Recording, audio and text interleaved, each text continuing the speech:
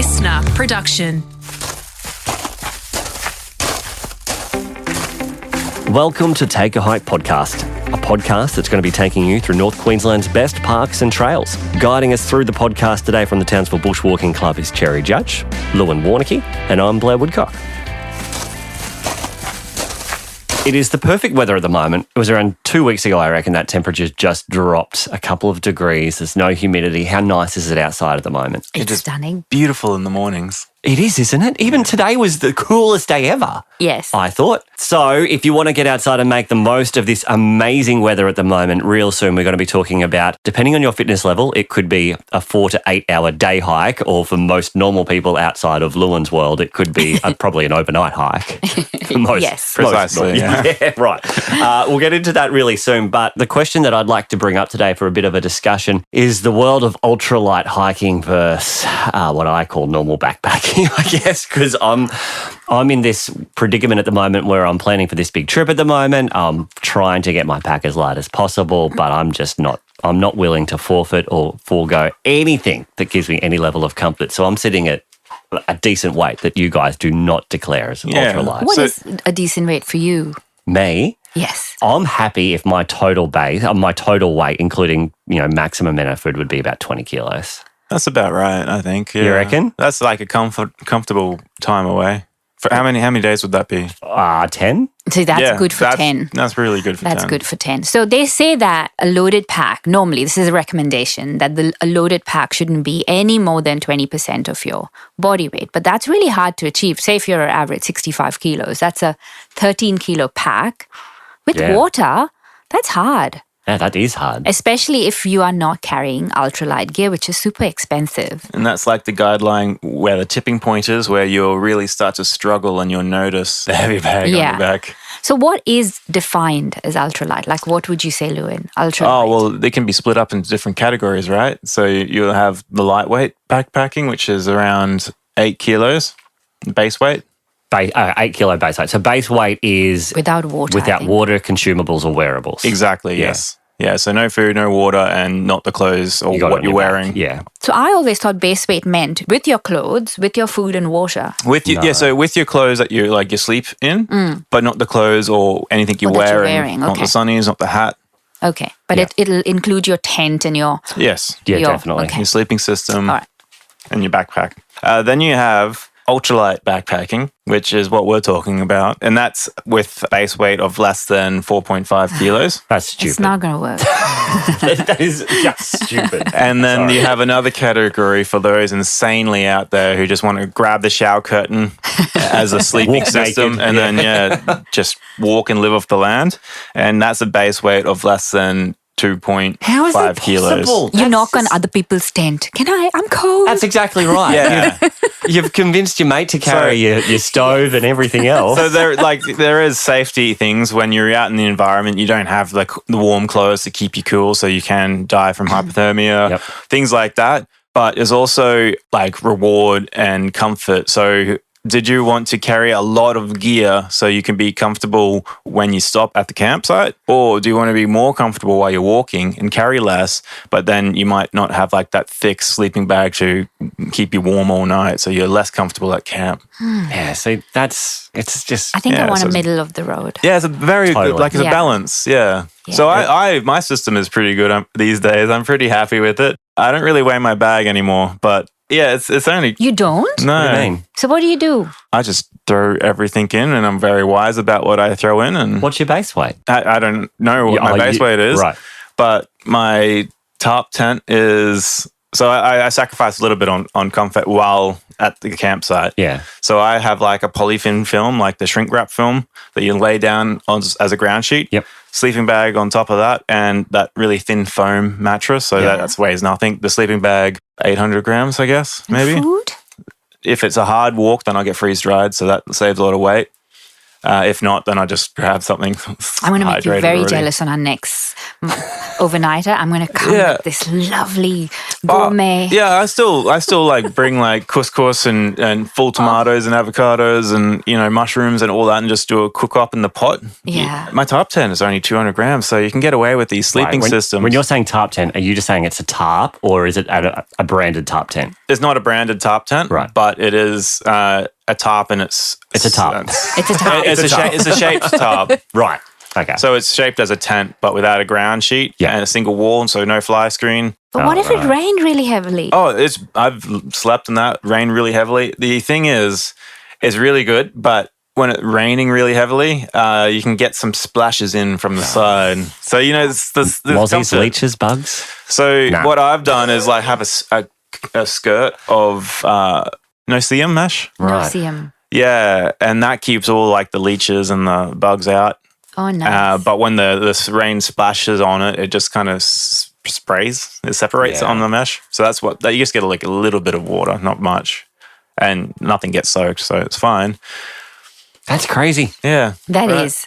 So my comfortable weight is about 16, 17. And I find anything more than that, this is with water, my back starts hurting and you start feeling... Yeah, you start looking at everyone else's lightweight tents and wished you had it. or lightweight packs. You recently got a new backpack, right? I did. And so I'm very, very keen to use it. But that won't hold. Will that hold 17, 18 kilos? Yes, so that's the minimum weight. No, sorry, is 15. So I'm going to have to figure out how. Less food. You might need to borrow Lewin's tent. No, not less food. But see, it takes the weight of my 3 kilo Kathmandu pack. Yeah. So that's exactly right. Yeah. I mean, my pack's 2 kilo, 1.9 in itself. So you get a lighter pack and you're already reducing a little bit. Yeah, so I think I'll manage. So what's a good weight? What's this new backpack weigh, and what do you think you would aim for as an experienced hiker that's already loves getting outdoors? So my old pack was close to 3 kilos. My new pack is 900 grams. Yeah, perfect. Yeah. So I've already given up on 2. And I know that almost reliably I could keep my weight at between 16 and 17. So I'm already at 15. Yeah. So no skimping on food. But having said that, I very rarely have done 10-day hikes. That's my weight for 4-day hikes. So yeah, that's right. I mean, what I'm looking at the moment, there's a bare canister of 1 kilo. Yes. I'm taking 1.2 kilos, I think, of electronic gear, including GPS, cameras, lenses, a gorilla tripod stick and all this stuff. So I could easily sacrifice weight, but what do you want? Yes. And I'm not willing to. Yeah. But yes, there is a level of stupidity out there, that's for sure. Yeah. You've got whatever the weight is, you've got to make sure it's packed for the environment and the conditions that you could come across, not there. Yeah. Yes, because see, we've been on Hinchinbrook. Lou and we were just talking about that before, and there are people there with 30, 35 kilos. Yeah, for 3 days. They'll come with trays of meat. A solar panel hanging off their bag with their coffee percolator, all metal. Oh, Yeah. It's so heavy. So there's that other extreme as well. So there's the middle of the road, and what works for you, that's the most thing. And safety At the end of in the the bush. day, get a great job that pays you a lot of money so you can spend it all on buying the expensive stuff and then you're set. And all this comes with experience, right? Like you learn what you Yep. can and can't take and what you're willing to carry. Which kind of leads us to where we're going to go, which is the potential overnight hike, I guess. If you haven't done it, which includes myself, you guys have done it, from Paluma Dam down to Jourama Falls, which would be epic. Great starting place, great end place with amazing places in between. Oh my gosh, beautiful places in between. Yeah, or in reverse from Jourama Falls up the range. No, Yes. I'd go the other way personally. So the main feature or the side trip would be Black Hole Falls. Yes. And that's only, how far is that, Sherry?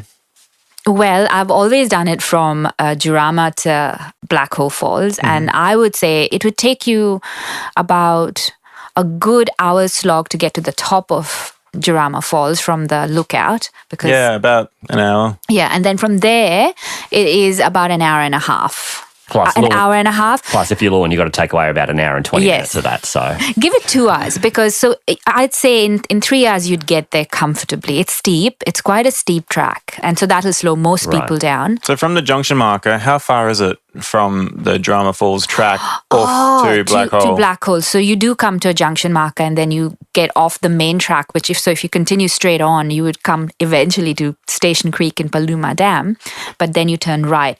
That, I would say, is half an hour. So let's just go from the start. If we're starting at Paluma Dam, you would take the Benham's track, which is the road. The road that goes towards Hidden Valley. Yeah, towards Hidden Valley, thanks. You cross the dam, go towards Hidden Valley, and you cross the small creek there. Yes. And then all of a sudden you have to peer on your right there, right? Because all of a sudden, it's this old, overgrown logging road. Oh, right. Yes. And so you follow that for 5-10 kilometers. I think it's, I kind of do it in hours. It's on Wander Stories, the details, wanderstories.space. And Station Creek, kind of about an hour and a half's walk. You come to, you come to stay. It's a nice little spot to sit down and have morning tea, and then you can continue on ahead along the trail. So the trail's pretty much rainforest, but it's the Bushwalking Club have marked the trail as when I say like just rudimentary. And they maintain it too. So they actually did a recent trail maintenance session up there a couple of weeks ago. Yeah.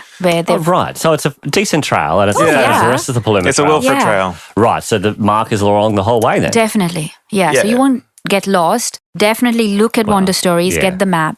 So at Station Creek there, before we continue on, there are some old tin mining artifacts around, and also like a flat spot for a camping area there. So you cross the creek, continue on, and you're going along this ridge line before you steeply go down and into this like a different type of ecosystem. Yeah. You do have that thicker bush part, but where I was thinking, just where that turnoff is a bit more open there. Yes, it's beautiful. Either way, it's beautiful. And the Bushwalking Club are doing it in July if anyone wants to come with us. And we are doing that as a multi-day. Over the July long weekend in Townsville. So the first weekend in July from memory. And with the local legend Wilfred Carnell as well. So if you want to know any of the history of Paluma or anything about hiking, he is a very experienced guy. Yeah. And he can answer any of your questions. It's a solid guided walk if you want a history of Paluma as well. Oh, definitely. It's going to be beautiful. And we are doing it over 2 nights. So we are starting at Paradise Waterhole at the bottom of the range. Right. And we are spending our first night near Johnston's Clearing. And then the second night's going to be closer to Black Hole. So it's going to be fun.